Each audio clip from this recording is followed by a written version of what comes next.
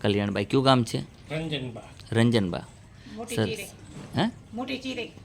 મોટી ખીરો, બરાબર છે. ચીરે નહીં ચીરે. ચિરઈ. આ કઈ બાજુ આવ્યું? બચાવ. ભચાઉ. પચાસ બાજુ. તો કેટલા ટાઈમથી પરેશાન હતા તમે? 5 વર્ષથી. 5 વર્ષ થયા. આપણે સારું કરતાં કેટલી વાર લાગી? 5 મિનિટ. 5 મિનિટ. કેમ છે અત્યારે? સારું છે? ઊભું થવાય જતું. બોલો જય હનુમાન. જય હનુમાન. તમને કેમ છે? અમને હાલ સારું છે. શું નામ છે આપનું? શું હતું? સાયન્ટિકા. શું હતું? અત્યારે કેમ છે આપને?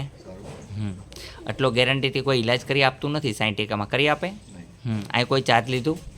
ખાલી દવાનું ચાર્જ લઈ છે, બાકી કોઈ પણ પ્રકારનું ચાર્જ લેવામાં આવતું નથી. તમને ચિકનગુનિયાવાળા બેન શું નામ છે? હા, કસુબેન. કસુબેન કેમ છે અત્યારે આપને? સારું છે? મેં એમનું કીધું પાલન કરશો?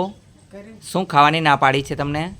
ખટાશ બિલકુલ નહીં ખાવાની. જેમ કે ખાલી એક લીંબુ જ નહીં, છાશ પણ પીવાની નથી રહેતી. જેમ કે દાળ ભાત ખાવ તો ટમેટું ન હોવું જોઈએ. કોઈ પણ પ્રકારની ખટાશ 15 દિવસ લગન ખાવાની નથી. અને પાણી પીવાનું છે ગરમ. અને ગરમ પાણી ન ફાવે તો ગરમ કરેલા પાણીની અંદર અદરક નાખી દેવું થોડુંક, પછી ભલે ઠંડુ થઈ જાય ને પછી પીવો, કાંઈ વાંધો નથી. બોલો જય હનુમાન. અહીંયા આવવા માટે થઈને આટકોટથી ગરણી, ગરણીથી થોરખાંડ રૂપાદેશ આશ્રમ આવેલો છે. અહીંનો સમય સવારે 9 થી 12, સાંજે 4 થી 6 છે. સોમવારે રજા રહે છે.